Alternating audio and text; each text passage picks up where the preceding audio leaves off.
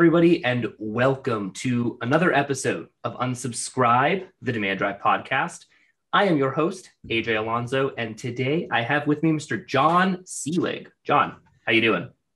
I'm doing grand. How are you? Grand. I like that. I'm doing well.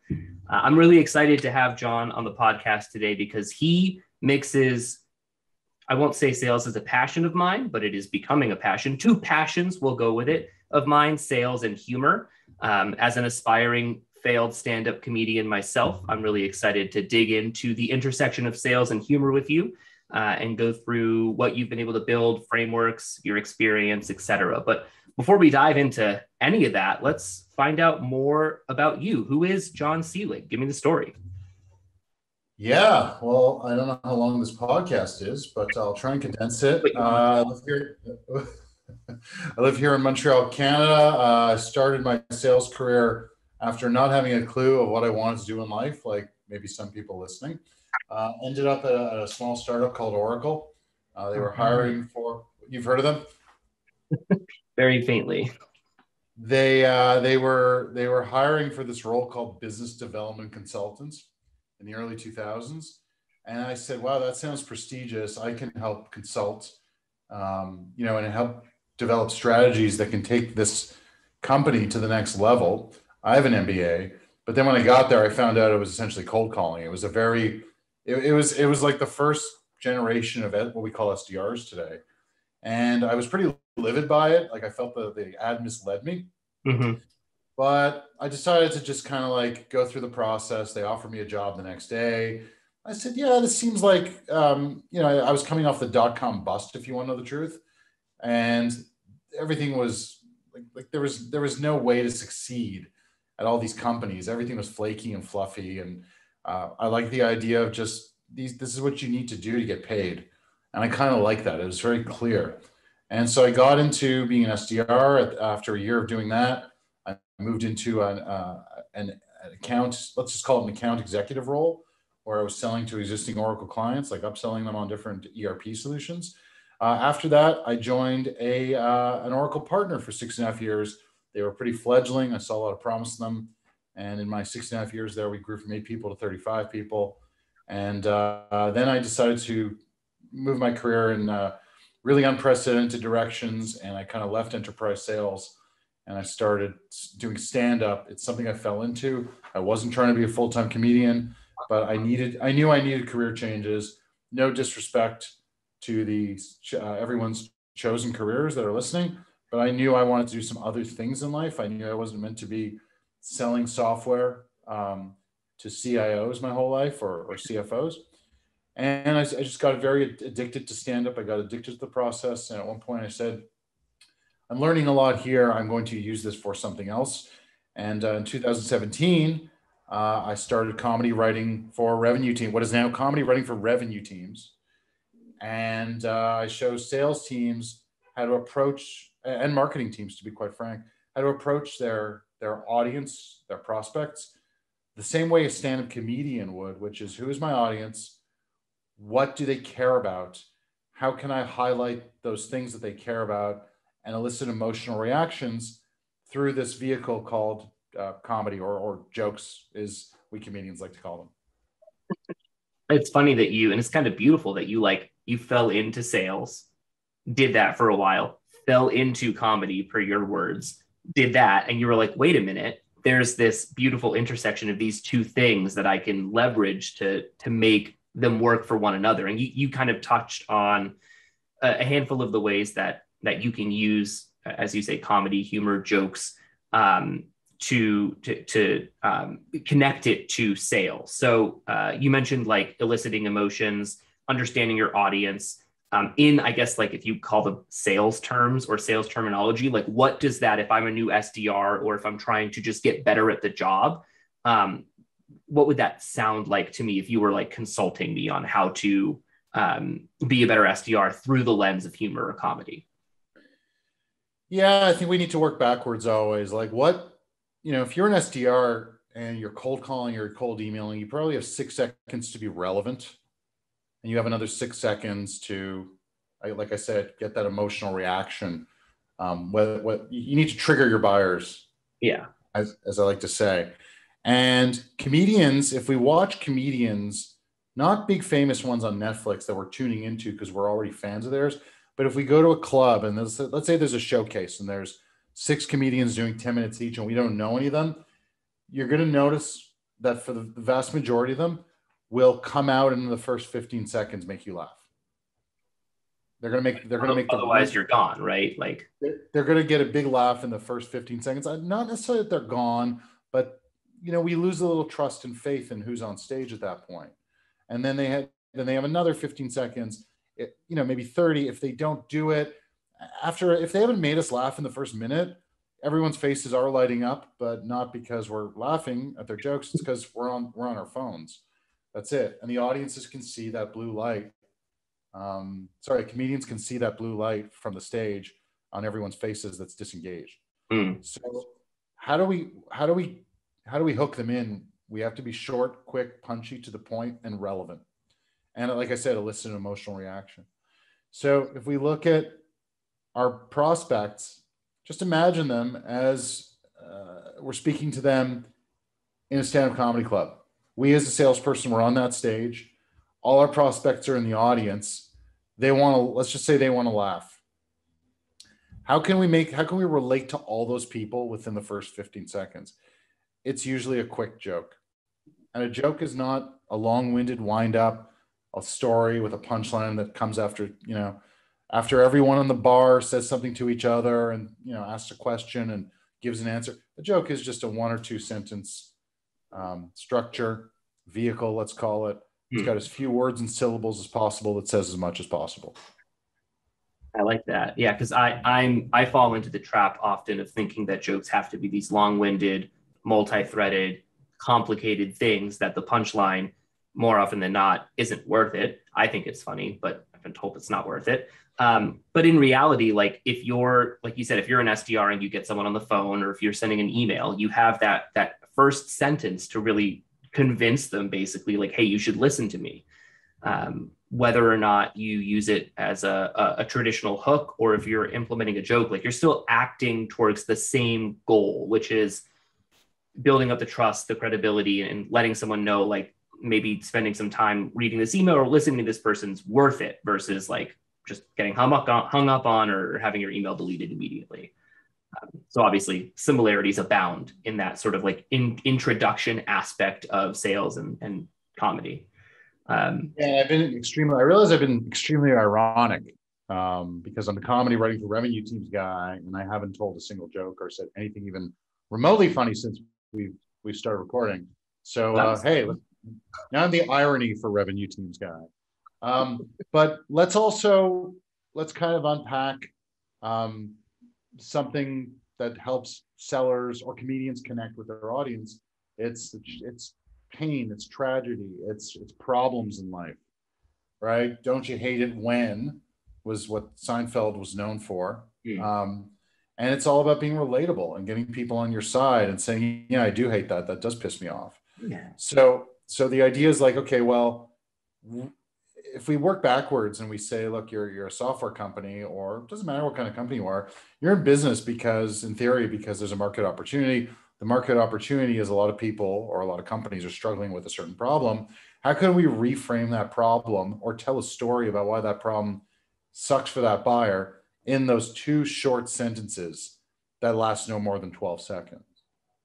And that's, that it's just a way to sort of package up our relevancy to a prospect to get their attention. And like I said, if it's funny and they get a laugh, or they just think it's clever and different, again, it's going to elicit an emotional reaction, i.e. laughs and letting down of the guard and saying, how can I help you?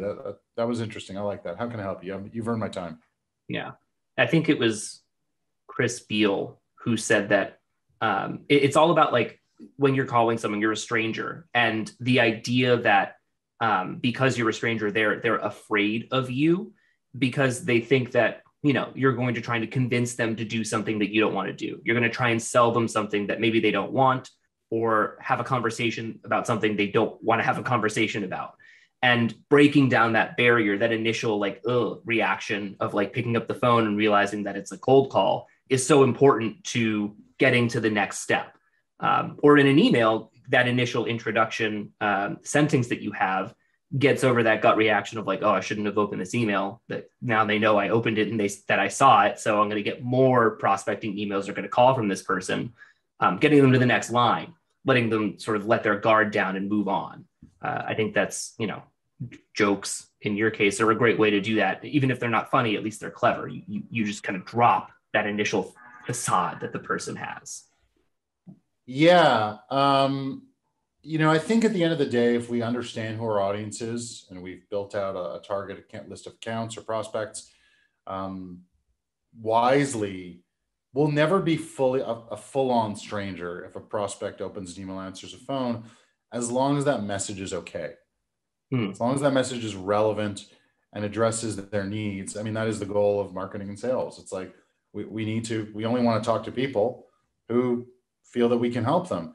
And we're never always going to get that, but the closer to the mark that we can get, the less intrusive the cold call will be, as long as the messaging is framed with the right relevance, loaded up top in the first few seconds of the opener, whatever our opener is. And, as long as you're offering some value, whether it's funny or not, and you're being relevant, I don't think they'll view you as a stranger. I got an email from a guy who wants me to invest in uranium mines or something like that. And I'm like, why on earth? Do I look like I have uranium mine money, dude? Like, to be fair, I don't even know how much money you need for uranium mine money. Maybe you do. I don't even know if uranium mine is a thing, but I did get some completely irrelevant email just the other day that was spamming. And then the guy sent me another note. Have you looked at this? Have you looked at me? Like, so. I like that. I'm not your guy.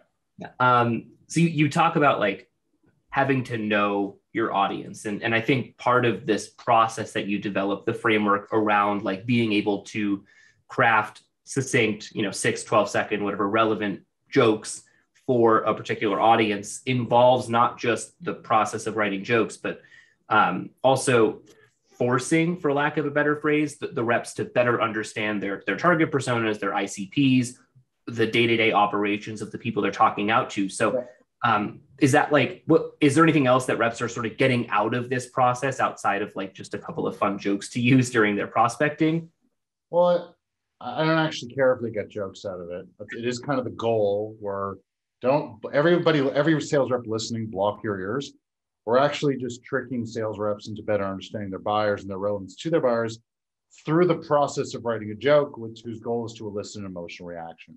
Okay, sales reps, unblock your ears. So let's talk about the other things they'll get out of it during that process. They're going to shed a bunch of buzzwords, because to get to jokes, to get to punchlines, we need to play with phrasings and words.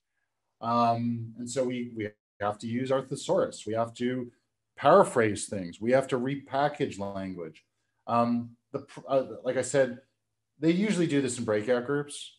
So there's a lot of sharing of knowledge. So if sales rep A says, this is what happens to CFOs if they don't solve the problem. Someone else says, oh, and this also happens to them. That happened in my last deal. The first one says, well, that wasn't what my prospect talked about, but that's great to know that could be something they could be struggling with. So there's a peer learning component that's going on here. And at the end of the day, they have to get up there and deliver their jokes at the end.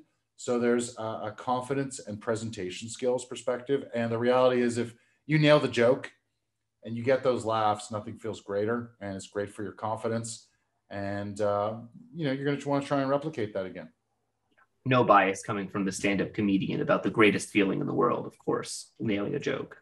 There is no bias, because I've also experienced the worst feeling on earth, where you're bringing your good material to a crowd and they don't like it. And that happens sometimes. That's sales, that's comedy. I don't mind bombing with new material, because you have to bomb with new material for it to get somewhere. But the worst feeling is when you give them your A material and they're not buying it. They're not interested. You're not relating. You're not connecting. They smell the lack of confidence.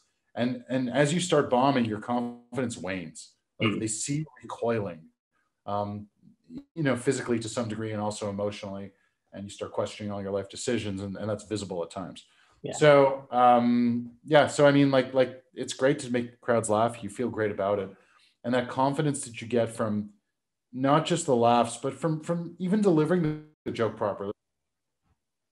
No, I think to your point, obviously, like you see it in comedians, you see it in sales reps too, right? Like if you're in a rut and nothing's working and you've tried a bunch of different stuff that has worked in the past and nobody's biting, you don't have any meetings, like it's hard to get out of that. It's hard to pull yourself back up to a point where you feel confident, you feel comfortable again. So there's obviously a lot of analogies there between the trials and tribulations of a stand-up comedian and a sales rep. Well, the definition of insanity, let me just, sorry to cut you off. The definition of insanity is doing the same thing over and over, never making any adjustments and expecting different results. And that goes for us as sales reps. It goes for our prospects with the way they're running their business. And sometimes that's where the humor is, when they don't make any changes, but they keep having problems. They're not addressing them. That's actually fodder for comedy, that those problems that keep repeating itself and that they don't adjust. True. Yeah. The phrase "this is how we've always done it" just like sends shivers up my spine for teams that like it's like, well, it's not working. What are you doing? There's I heard this expression from a professional wrestler on an interview. He said, if you always do what you've always done, you're always going to get you're going to get what you always got. I like that. Something like that. It's very. That's why I'm not a professional wrestler. Yeah, it's very profound. I love it. We've talked about opening lines and like using jokes and embedding that process, that hook, that like quick punch, 6 seconds into sort of the opening of like a cold call or an email. But obviously sales is more than just getting somebody on the phone and hooking them or having them read the next line of your email. There's a whole host of other things that sales reps have to do to get that yes at the end. Specifically, I'm thinking about dealing with like objections. So if someone might be interested, but they have a question or budget's an issue or timing is off, do you ever find that you can utilize some of the same frameworks or skills that you're helping reps build through humor in that situation? Yeah. Sometimes the best jokes are reactions to common thinking, right? So setup and punchline. Setup is a sentence that offers some information, some context, and the punchline comes along and flips the expectations that we had in our head. And, objections are fairly common in sales. Forget the ones that are like, we don't have budget, or the timeline isn't aligned, or, there's maybe your competitor does X. We feel they do it better than you. How can you address that? What about writing a joke about, how you do handle X, or why X might not be as important as they think, or something else for them to consider? So, for example, I used to sell professional services, and price was always an issue. We were the Oracle Gold partner, and the prospect would say, "Hey, I'm speaking to your competitors. You guys are $175 an hour. Your competitors are $100 an hour. Why should I go with you guys?" And we really believed we had the best talent, the smartest, who could do the work the cheapest, the quickest, and most efficiently at a higher rate. And my boss would just say to them, "Look, it's not." And what I'm about to say isn't hilarious, by the way. Like, let's just set expectations here. He would say, "Look, it's not just rate; it's rate times time." And then he would say, "And if you can't afford to do it right, I hope you can afford to do it wrong." Yeah, it's clever. Like you talked about before, it doesn't always have to be funny. You don't always have to laugh, but it is clever. You've elicited emotion from me with that. But more importantly, it was profound. I hate to say that, it's corny, but like it made them think, and it made them realize, okay, they would move on. Price was never discussed again. Interesting. So yeah. Look, you can write any kind of, the trick is to just figure out what's the right way to handle this objection, what's the right answer, and then figure out how can I make this maybe a little funny in a way that paints the picture of why they need to not worry about that so much. Yeah,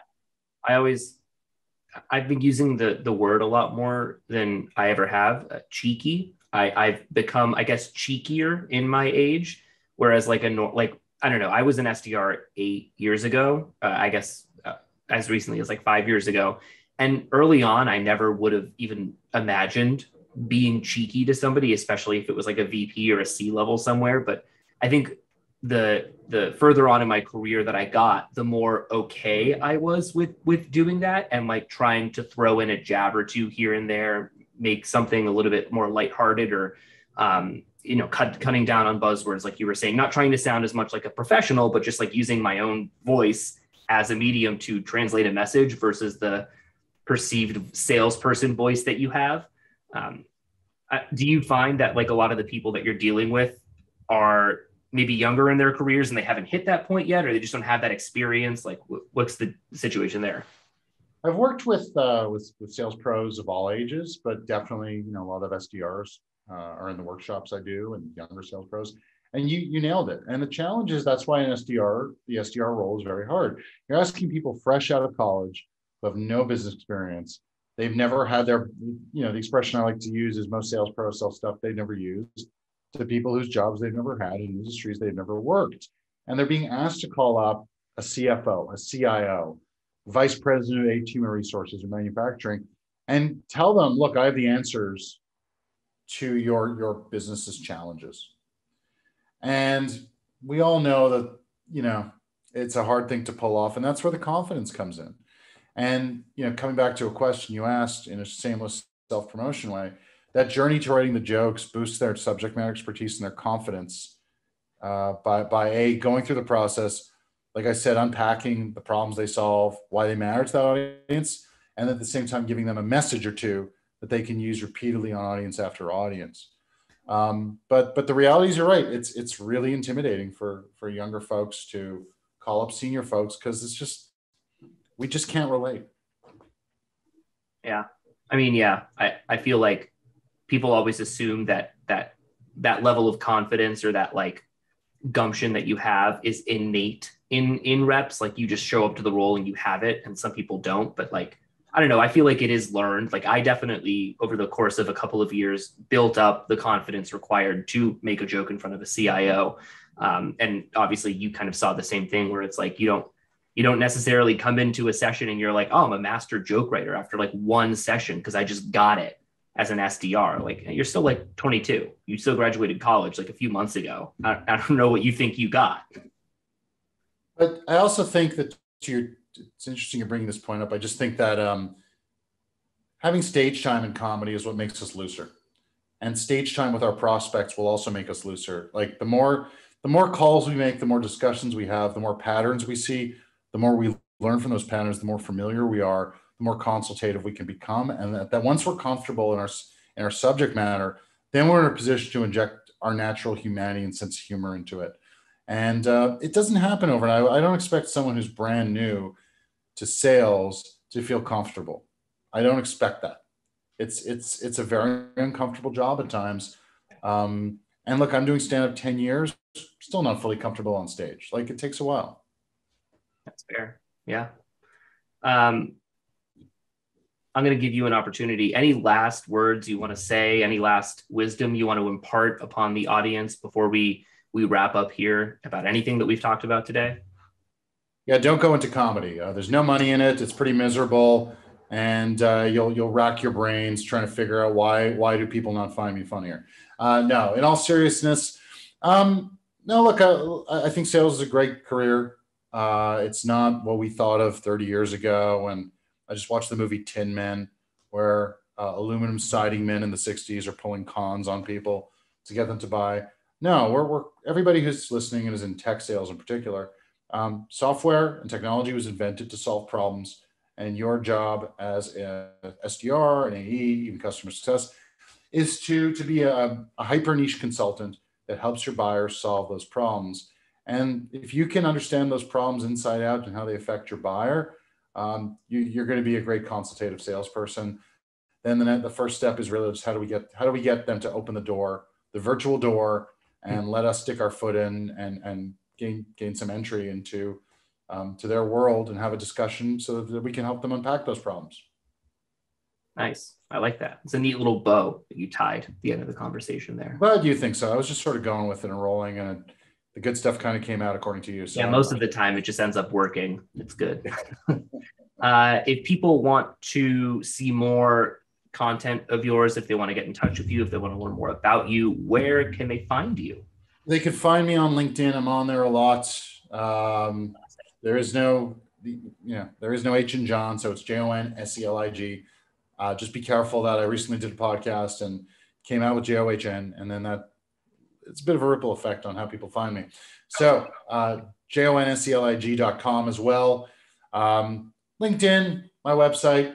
I encourage people to sign up for my mailing list by visiting jonselig.com. I'm going to be launching that soon, and there'll be all kinds of good, nourishing content about sales and comedy and the overlap between the two. Yes, rub that belly, because you just won't be able to get enough. I'm stuffed with content. Well, John, thanks for hopping on today, John. Really appreciate it. Great conversation. Thank you, all of you, for listening to another episode of Unsubscribe. We'll see you next time.